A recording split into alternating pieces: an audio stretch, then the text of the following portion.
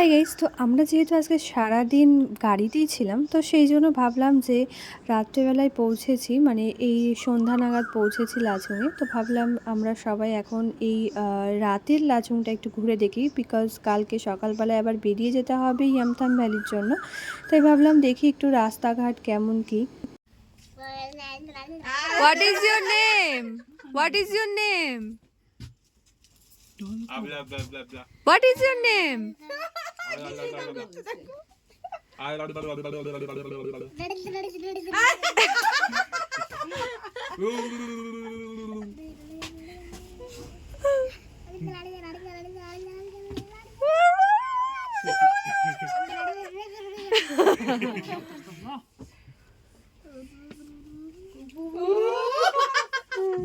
ওটাই শিখেছে।